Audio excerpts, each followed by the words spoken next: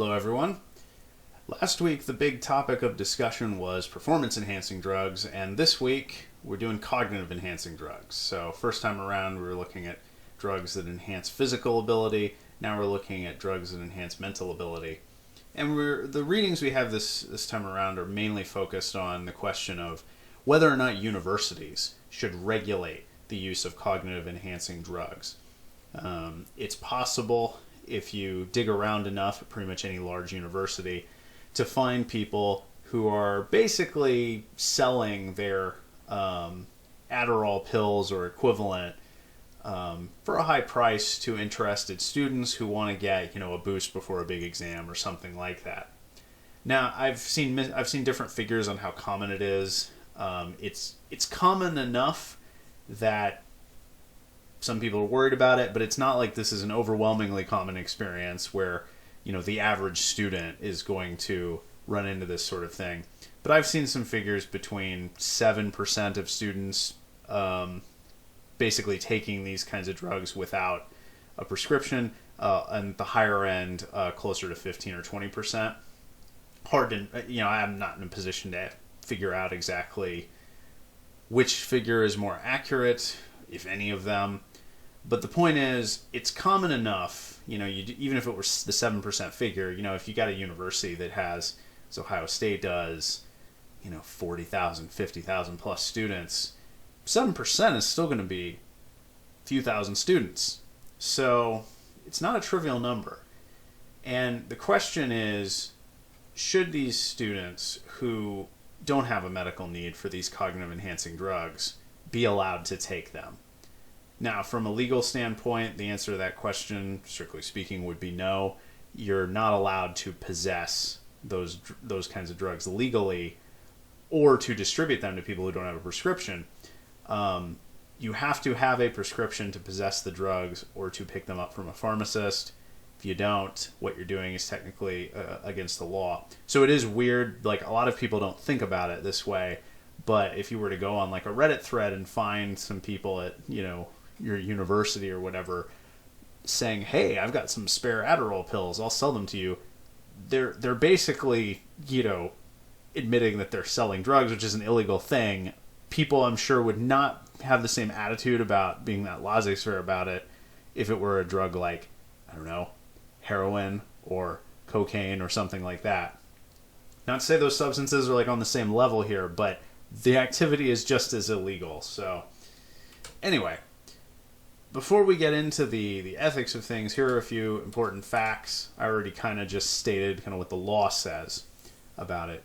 Here are a few other facts to keep in mind about these. First, the main purpose of cognitive enhancing drugs is generally to help people with learning disabilities or similar conditions. So the most common use is to treat conditions like ADHD, where people have a really hard time concentrating on tasks for a long period of time. And in this respect, cognitive enhancing drugs are fairly good. They seem to be effective in helping people who have these disorders to improve their concentration and to a lesser extent improve their memory, at least their short-term memory. Findings about long-term memory are a lot sketchier. It's unclear whether it has any long-term memory benefits for anybody, but in terms of short-term retention and concentration for people who have these kinds of learning disorders, they're fairly effective. Interestingly, they are much less effective for those people who don't suffer from these disorders. So this is an interesting asymmetry between performance-enhancing drugs and cognitive-enhancing drugs. If you're taking steroids, whether you have a medical need for them or not, you're going to benefit significantly. With cognitive-enhancing drugs, that's not true. If you don't have a medical need for it, it may not help you much at all. What's interesting, though, is that a lot of people who take cognitive-enhancing drugs still think that they're benefiting in a significant way. They're usually wrong when we actually measure their performance objectively. Like, we give a group of people a test, and we don't give them any cognitive enhancers, and they take the test, they score a certain way, and then we take a group of people, none of whom have ADHD or any similar conditions, and we give them the same test, but we give them cognitive enhancers, we tell them what they are, there's not typically a much better, they don't perform in a statistically better fashion than, at least on average, than the other people. And so this suggests that whatever effects these drugs have, they're at best minimal. But because people think that the drugs are more effective than they actually are, you can have the creation of a placebo effect where it changes people's attitudes and motivations, or maybe their confidence level, such that maybe, for example, someone feels really, they don't have a lot of confidence in their ability to, like, I don't know, write this paper or something, and they take a cognitive enhancer because they think it'll help them focus or whatever. Maybe it doesn't actually help them focus at all in terms of the effects of the drug, but because they've taken the pill and they think that it's going to help them, they take to the task with a little bit more zeal, and as a result happen to focus in on it better.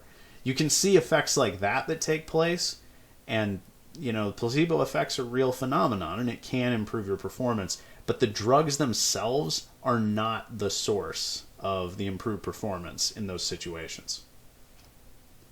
So with that in mind, here are the basic questions, and like the you're going to see some similarities here between the cognitive enhancing drugs and the performance enhancing drugs, not just in terms of some of the arguments, but also in terms of the basic questions that we're trying to investigate. So one basic question: should it be legal for people who take cognitive enhancing drugs even when they don't have a prescription for those drugs? So this is very similar to the idea of should people be able to take performance enhancing drugs even without a medical need to do so. Another one: what would be the moral basis for prohibiting the use of cognitive enhancing drugs? So what's the central moral principle or the central moral value that would justify restricting them? This could also go the other way. What would be the moral basis for allowing the use of cognitive enhancing drugs? You could ask that question too. What substances would qualify as prohibited cognitive enhancers and which ones would not? So one well-known cognitive enhancer, it's also a performance enhancer in an athletic context to some extent too, but coffee is a very well-known cognitive enhancer. There is a reason why so many people drink a cup of coffee in the morning before they set out to work. It's because it helps them focus, it energizes them, so on. It has some benefits. Some of them are physical, just increasing your arousal level and your general energy. Some of them are also intellectual, improving your focus, helping you concentrate on tasks better. Very, very few people, I suspect, would be in favor of prohibiting people from drinking coffee, even in academic contexts. But what is special about coffee that separates it from Adderall, Ritalin, or similar substances? We would need some kind of a rationale for that. And the last one, and the one that both of our articles kind of focus on, how should educational institutions regulate the use of CEDs? Related, should they regulate the use of CEDs at all? Or should they just let students kind of use their own judgment and do their own thing? So those are the main, we're not addressing all of these questions equally in the two readings for this week, but all of these questions loom at some point, or another in the two articles. Now, first three arguments on here that I'm going to survey are very similar to arguments that are made against the use of performance-enhancing drugs, and you'll also notice that the responses that one can make are also pretty similar. So one objection is, cognitive-enhancing drugs should be banned in the absence of a medical need for them because distribution and possession of these substances without a prescription is illegal. So because it's illegal, some people think, this constitutes more or less a form of cheating. But much like, it could be considered cheating to use performance-enhancing drugs in sport, we can change laws to make these substances legal for anyone to use. The relevant question is whether or not we should change those laws. The relevant question is whether or not it should be legal or permitted to use cognitive enhancers. We can't just appeal to current status quo and say, oh, well, that just settles the matter.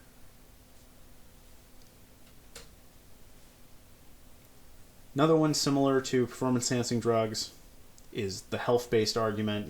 we shouldn't allow students to use cognitive enhancing drugs because it constitutes some kind of risk to their health. This is not a good argument either. It's actually a weaker argument, I think, than in the performance-enhancing drugs context. At least there is some evidence that there are some significant risks of side effects with a lot of substances. That evidence is much weaker on the cognitive-enhancing side. Cognitive-enhancing drugs tend to have pretty minimal side effects, if any. And when they're taken in small doses, just like, a pill or two before you cram, for an exam or something, you're not going to see any long-term effects from that. Now, I imagine, like anything else, it's possible to overdose and to take enough to where you do see significant side effects, or you develop some kind of physical dependency, perhaps, on the substance. That's true for almost any kind of drug whatsoever, but compared to performance-enhancing drugs, the risks that cognitive-enhancing drugs pose is much smaller. And the other factor is we ordinarily allow people, whether they're students or not, to do other things that are worse for their physical and mental health than taking cognitive-enhancing drugs. I'll come back to this point later in sort of a discussion of student autonomy. But it's not hard to think of examples of behaviors that students engage in that are not conducive to them doing well in the classroom that we just allow them to do. We might discourage it in various ways. We might warn students that doing certain things is not going to get them good grades, but we don't actually restrict them from doing it. I mean, if a student wants to just not attend class and stay home all day, watching Netflix, we're not strictly gonna, it's not like we're gonna physically go to their dormitory and pull them off the couch and drag them into the classroom. So if we allow them to do things like that, there's a sort of question of like, well, that's not really, it doesn't constitute healthy activity, and it's not good for them in the classroom. We let them do that. Why then, for these extremely minimal health risks, would we be prohibiting their behavior in this regard? Like, if the goal was we want all our students to be as healthy physically and mentally as possible, there are lots of other more effective things that we could do to promote that than banning cognitive enhancing drugs. Another similar argument to an argument you can make about performance enhancing drugs is that people who take cognitive enhancers don't deserve credit for their educational achievements. So if you do well on a test but you took a cognitive enhancing drug without a medical need to do so, your grade shouldn't count the same way as a regular student's grade should. And again, much like this argument in the performance-enhancing drug context, I'm not convinced that it's a good argument, at least the way it's usually formulated. Just like performance-enhancing drugs, cognitive enhancers, they're not magical. They don't just impart knowledge into your brain. They may improve your concentration or memory, but they aren't a substitute for studying. You still have to put in the work to get that information into your brain and then to take it from your brain and put it onto paper when you get to the exam. And as I alluded to earlier, the actual effects of CEDs, there's a missing word there, I'll plug that in before I put this PowerPoint, it should be actual effects of CEDs on students are minimal unless they have conditions such as ADHD. So if you're an ordinary college student who has no previous need for these substances, the actual benefit you're going to experience is going to be pretty small. It is not going to make an enormous difference to your actual performance or ability, even if you may think that it does. Now, here's where we get into some of the kind of, the more unique material to this week. This is the main argument that Donahar uses in his article. He wants to argue that universities should impose commitment contracts. Well, no, not impose. They're voluntary.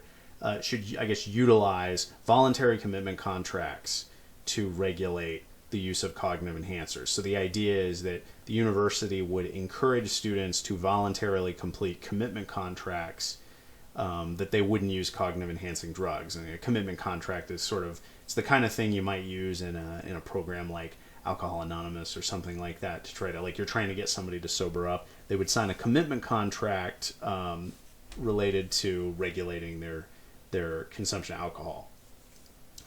Or if you're trying to get them to, if you're trying to just get somebody to change their behavior, maybe you say, you know, somebody's trying to lose weight and they want to go to the gym, you know, twice a week, and you say, okay, every week that you don't go to the gym twice, you know, you sign a commitment contract to, I don't know, maybe donate $20 to a political cause that you don't approve of, or something like that. You create a sort of incentive. You set the incentive yourself. The idea is that you're creating an incentive for you not to engage in a particular behavior or to engage in a particular behavior. So here the idea is you're creating an incentive to refrain from using cognitive enhancing drugs in a university context. So that's the overall, like, kind of policy angle that he's coming from. The justification for the policy is something like this. CEDs should be prohibited in universities because they undermine certain types of long-term learning. Now, he focuses in, the one he focuses in on is critical thinking, but he talks about, you know, sort of some of the building blocks of that as well. The thing that he's mainly worried about is what you use cognitive enhancing drugs for, what students mostly use them for, is cramming. Writing papers at the last minute, or especially prepping for tests at the last minute. Now, cramming can work fairly well in the short term. If the only goal is to learn something for, you know, a 24-hour period to regurgitate it on a test, cramming can be somewhat effective. It's still not as effective as just prepping for that exam gradually over a longer period of time. But the real problem with cramming is that you will not remember things past a very short window. If you're asked to recall information 4 to 6 months after you did a cramming session, you won't. It's not going to work. And Donaher thinks that in order to promote long-term retention and skill development necessary for things like critical thinking, you have to engage in deliberate practice and repetition over, in other words, you've got to deliberately focus on the development of a skill or the acquisition of a certain type of knowledge, and then you have to repeatedly ingrain that skill or knowledge into your brain over some sustained period of time. So he's concerned that if we allow students to use cognitive enhancing drugs, that's going to promote cramming.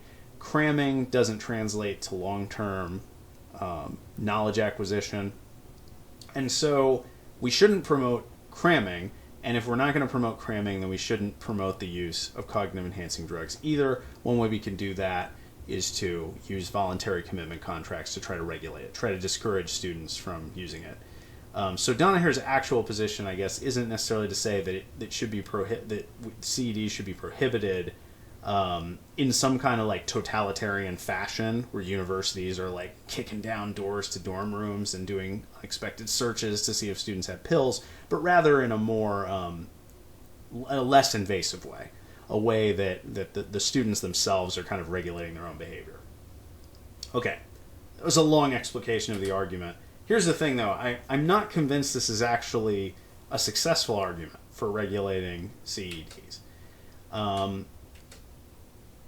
One reason is, if you are a savvy instructor, it is usually possible to structure your courses in ways that students can't just cram for exams at the last minute and be effective at getting them done and scoring well. This can be done in a number of ways, but the number one way that you do it is you have lots of assessments that are spaced out over the course of the semester, instead of just having, like, I took a lot of courses in college that literally only had basically two assessments, a midterm and a final, and that was it.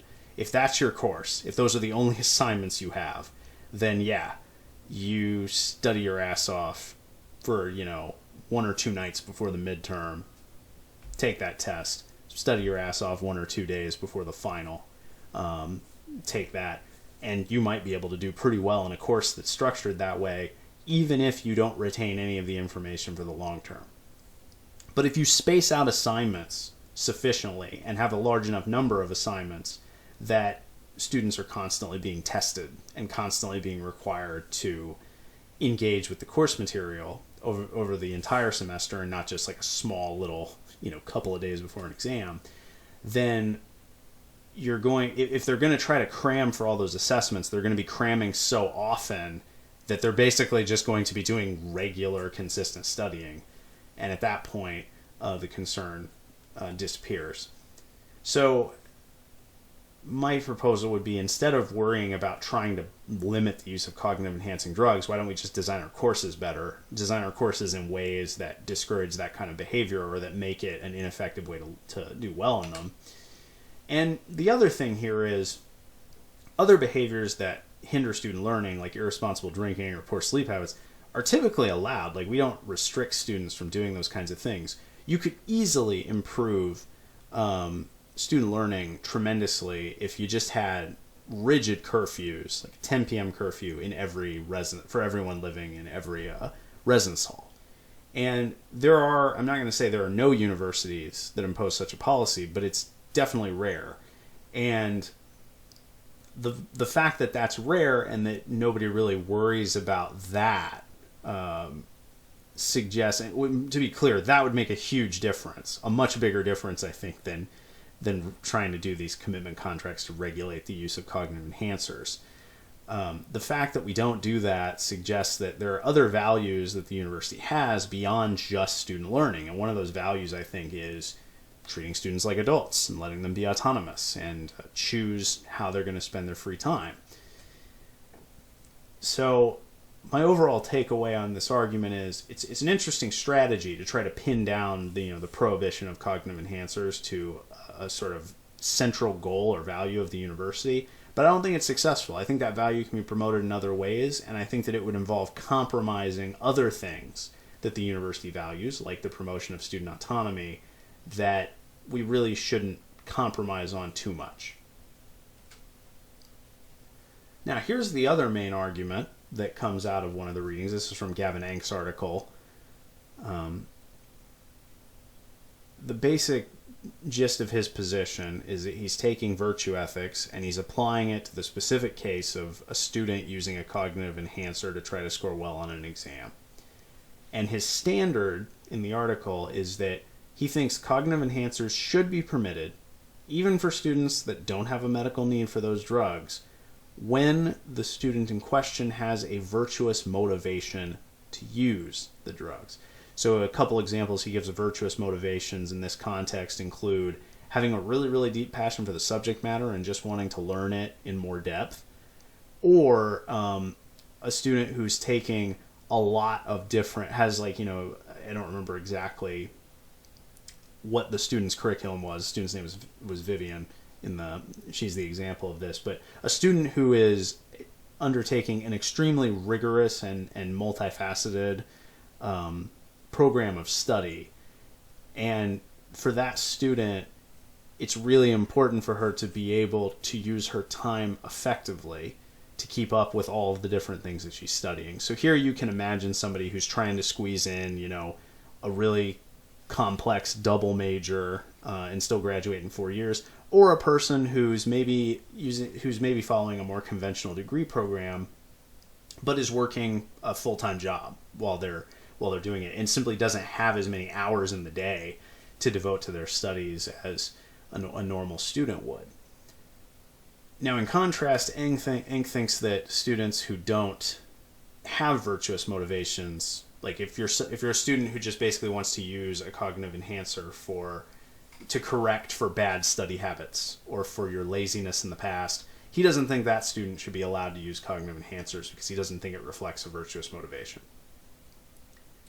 But I think even for the students who have virtuous motivations as he defines them, I'm not sure that this is a good argument overall, because I think it's too restrictive, and I also think it's sort of impractical for how it would be implemented. I'm not nearly as inclined as Enk is to say that the student with the, quote, bad motivation is, doing something wrong when they try to use a cognitive enhancer to do better on an upcoming exam that they're not well prepared for.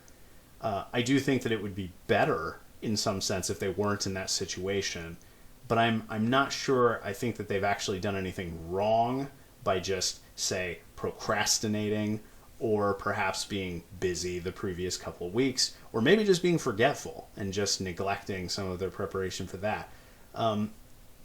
I agree that, again, that's not optimal behavior, but I don't know if they've actually done anything wrong such that they should be prohibited from using the cognitive enhancers.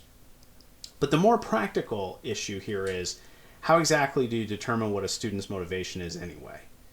So if we're thinking about this in practical terms, I don't know exactly how this would work, but maybe you imagine we have an application process for getting cognitive enhancing drugs, and you've got to fill out, some kind of a form that explains what your reason is for why you want the drugs.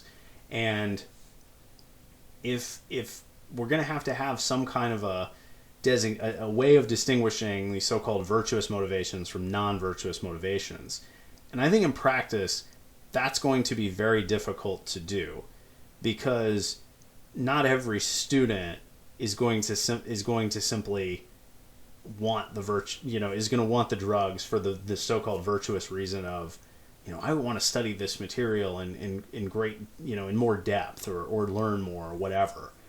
Consider, for instance, a student who wants to get cognitive enhancers because he wants to have more time to hang out with his friends. And it's not strictly an academic reason. Like, this would not fit Ink's description of virtuous motivation based on what he says in the article. But is the desire to study more efficiently so that you can hang out with your friends more often, is that really a bad motivation? Like, I don't think it is. It seems completely reasonable to me. And I think it would be strange to say, like, well, because this motivation doesn't meet our standard for virtuous motivations according to our conception of the ideal student, you are restricted from getting these cognitive enhancers. I'm just not sold on that picture. I'm not sure if that's the right way to make this kind of judgment. And as a related point, students could very easily just lie about what their motivations are. If students figured out, the university just wants me to tell them that I have a passion for learning, so I'll just put that in the box, and I know that I'll get these cognitive enhancers, well, then the system is going to be very easily undermined, and it's not really going to accomplish what it's supposed to accomplish. The only thing you might be doing in that situation is getting the students to reflect a little bit more on why they want to use the cognitive enhancers. Maybe that would change the mind of some students, but I'm a little skeptical it would make much of a difference. So I think as a practical sort of basis for a policy on this, I don't think this would work very effectively. Now let's switch gears and think about two arguments on the other side. Here's an argument, I shouldn't say on the other side, because Ink's overall position is pretty permissive as far as cognitive enhancers go. But it's more in the middle, right? It's not like they should be banned or they should be universally allowed. It's they should be permitted, but only for students who have a certain disposition for using the drugs. But now let's switch over to the kind of the permissive side. I think there are two main moral considerations that count in favor of allowing the use of cognitive enhancing drugs. One of them is just autonomy. In the university setting, we regularly judge students to be adults, and we already respect their autonomy with respect to lots of other activities that they engage in. And so my basic thought is that this paternalistic desire to restrict their use of cognitive enhancers so that they learn better seems inappropriate. That does not seem to be the guiding. I mean, it's not that the university doesn't care about whether students learn. We definitely do, and I've certainly seen enough work on the administrative side of things to verify that. But it is clearly not the only thing that the university values, because if it was, universities would be far more overreaching in how they tried to regulate student activity to promote better exam preparation, to combat tendencies toward procrastination, and to just generally create an environment that's more conducive to high academic performance. So since that's not the only value that governs what universities do, and since we regularly allow students to behave like adults and to make their own decisions about these things, like how they spend their time, who they hang out with, how involved they get into extracurricular activities, why wouldn't we just treat this the same way? Let students make their own decisions about whether or not they want to use cognitive enhancers. The other one, and this time I've kind of regimented what the argument would look like. The other concern is, you might think these half measures, these kinds of intermediary measures like what Anke and Donaher have in mind, those aren't really going to do much to effectively regulate the use of CEDs. Like Donaher's, practical policy was voluntary commitment contracts. Well, they're voluntary, so a lot of students, the students who would be most prone to using cognitive enhancers would presumably just say, oh, well, it's voluntary, I'm just not going to fill it out. And unless you have some kind of setup where there's a lot of coercive social pressure, they're not going to be incentivized to fill out those commitment contracts. So it's hard to see how they would have an effect on the students who are already using or prone to use cognitive enhancing drugs.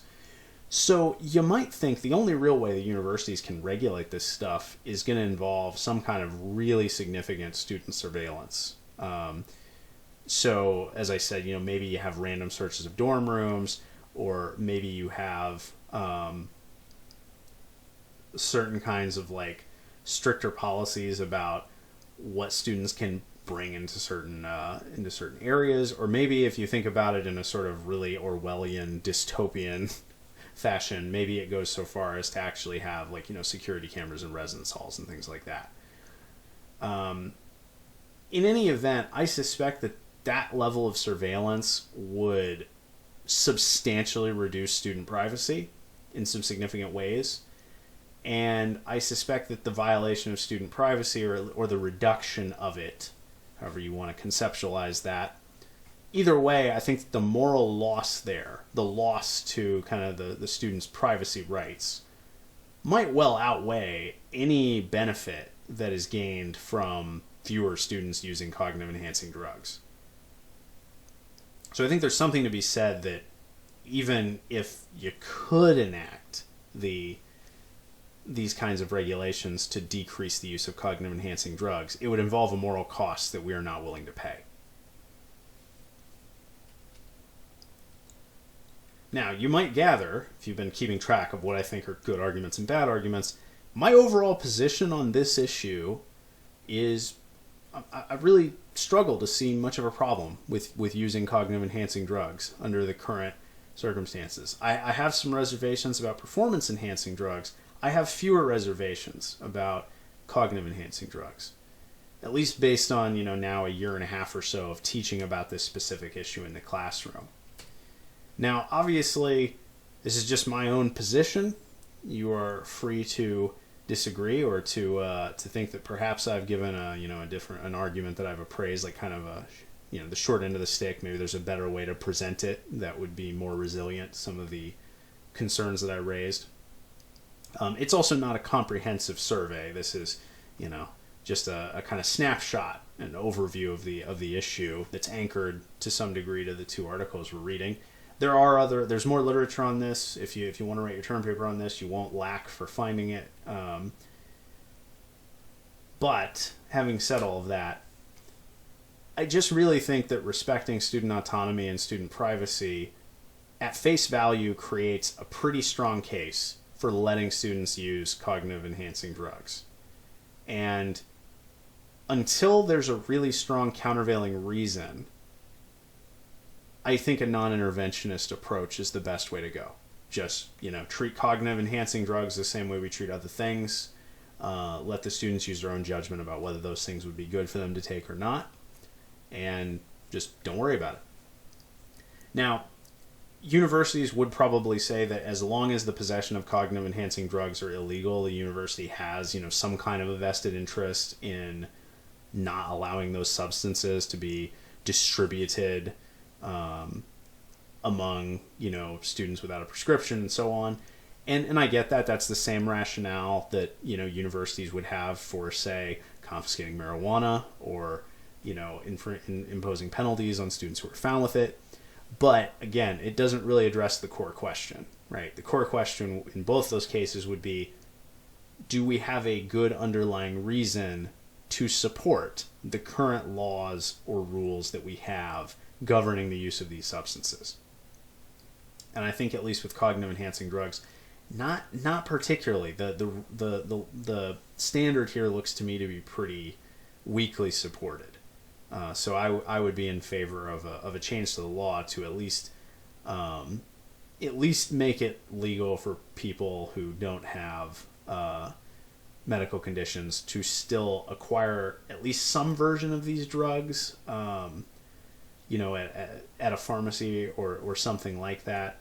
And I actually think that might work out better, because then at least they would be getting it from, a reliable source, and not just like getting them from some shady guy on Reddit who's selling like 4 Adderall pills for $150 or something like that.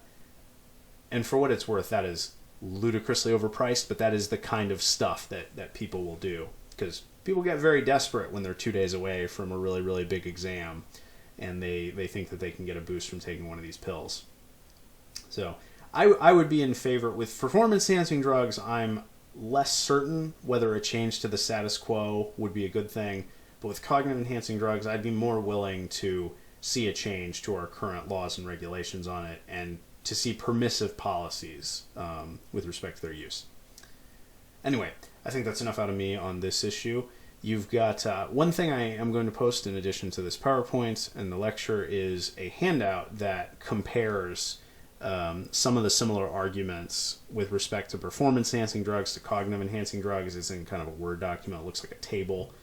In fact, actually, I can pull it up, show you what it looks like. I think I got it right here. Yeah, so this is what it looks like.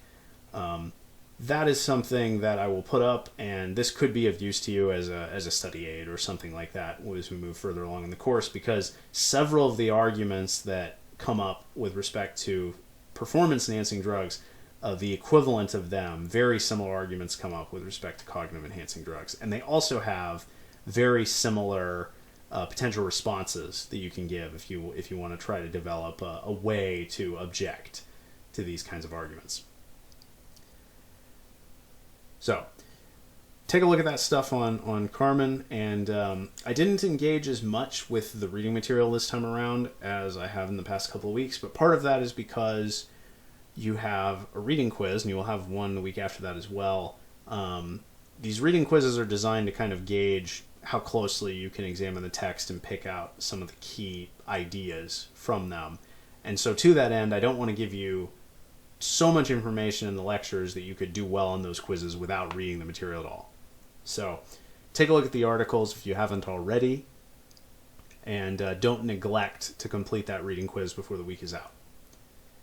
I'll see you next time when we get into mood enhancement.